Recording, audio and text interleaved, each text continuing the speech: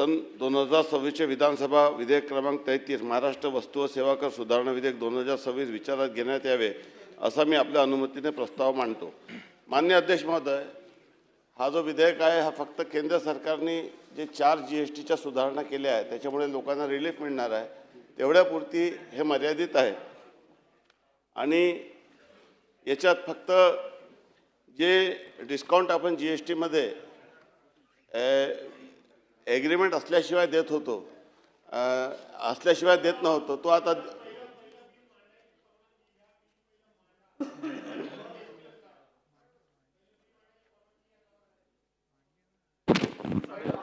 नाही, मी फक्त थोडक्यात सांगून राहिलो।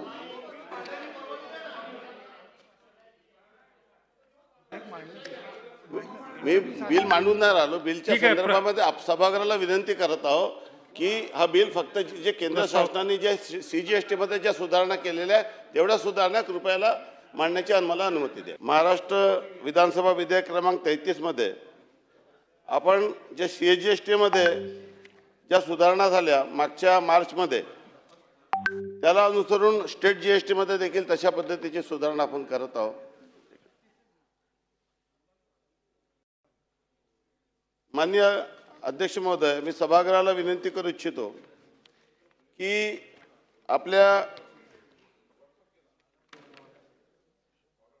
या GSTच्या कायद्यात कलम 15 मध्ये आपण अशी सुधारणा करत आहोत की आपण जेव्हा कोणी GSTचा क्लेम करत होतं तेव्हा ॲग्रीमेंट जर सेक्शन 15 नुसार जे पहिलेपासून ॲग्रीमेंट करत असलं त्याशिवाय आपण कुठलेही समजा कोणी कन्सेशन दिलं कोणाला तर त्याला आपल्याला अलाउ करता येत नव्हतं, परंतु या सेक्शन 15च्या अमेंडमेंटमुळे आता आपण करार जरी नसला परंतु प्रत्यक्षामध्ये जर सूट दिलेली असेल कुठल्या पद्धतीचे तर ते देखील ग्राह्य धरता येईल अशा पद्धतीची एक सुधारणा सेक्शन 15 मध्ये केलेली आहे। दुसरं सुधारणा आपण कलम 34 मध्ये करत आहोत की एखाद्या या सुधारणेमुळे खरेदीदाराने जर एखादा इनपुट घेतलं असेल तर ते सवलतीच्या प्रमाणात त्याला कमी करण्याची तरतूद नव्हती तर ती त्याच्यात रिफ्लेक्ट झाली तर ती आपल्याला करण्याची परमिशन आपण याच्यात दिलेली आहे। तिसरी सुधारणा आपण कलम 54च्या पोटकलम 6 मध्ये करत आहोत। यामध्ये माननीय अध्यक्ष महोदय की जी इनपुट टॅक्स रेट आहे त्यापेक्षा आउटपुट टॅक्स रेट हे कमी असल्यास अशा व्यवहारामध्ये आपण 6 महिने लोकांना ते प्रलंबित ठेवत होतो। फॉर एक्झाम्पल आता उदाहरणाच्या स्वरूपात सांगायचं असलं तर की आपण इलेक्ट्रिक कार असेल किंवा टेक्स्टाईलच्या संदर्भात असेल तर त्यामध्ये जर इनपुट टॅक्स रेट हा 18% असेल आणि आउटपुट जर 5% असेल तर ते 13%चा डिफरन्स गेला त्याला 6 महिने लागत होते, आता त्याला फक्त 6 दिवसामध्ये तो बेनिफिट मिळणार आहे। ते देखील एक सुधारणा याच्यात आपण केलेली आहे।